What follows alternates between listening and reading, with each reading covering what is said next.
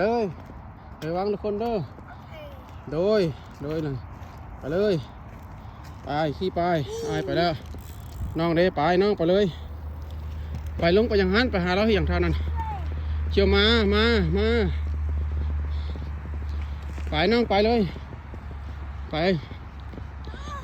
ไปฮอดครัวพุ่นไปฮอดครัวแล้วกลับคืนลูก ไปเลยยิงน้อยไปเลยเดี๋ยวน้องไปเขาเลยไอ้ขี่ไปหาน้องไว้ขี่ไปแล้วขี่ไปให้เดี๋ยวไปขี่ไปหาน้องไปเลยเฮ้ยนะเดือนนะโอ้มาไก่เตือนมาได้ดิเดือนเห็นบ่อเดือนนี่พูดรถเที่ยวทางนะ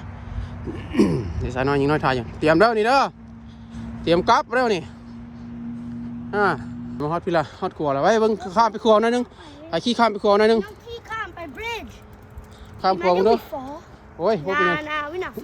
ไปอยู่โน่นในรถรอดกล้องนี่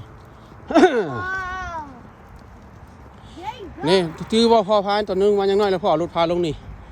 นี่ข้ามไปนี่ระวังหลีกทนได้ลูกเอ้ยสายน้อยมาขวามือลูกโอ้ยพบเป็นอย่างเนาะก็ลงไปซื่อๆนี่แหละพบเป็นอย่างเนาะลูกไปไปลูกไปเขี่ยไปอันนี้ไปฮอดพุ่นเนี่ยพุ่นทิวทัศน์พุ่นลงไปฮอดพุ่นเห็นป่ะหันพุ่นไปฮอดพุ่นเห็นแล้วบ่น่ะอันนี้ลงไปหุ่นสะน้อยคืองงขึ้นมา ฮอดถนนยังอ่ะนี่ไก่เติบได้นี่มานี่ไปมานี่มันนี่ขี่น้ำกันเด้อขี่น้ำกันเมื่อได้มานี่มันก็ฮอดไวได้สันบ่ฮอดจะเทื่อได้เข้าใจบ่สะน้อยยิงน้อยเอ้ยเดี๋ยวลูกเด้อนี่ฮอดพี่ละเฮามาเฮาไก่เติบได้เฮามานี่หลายเติบได้เฮามาน่ะเตรียมขึ้นขี่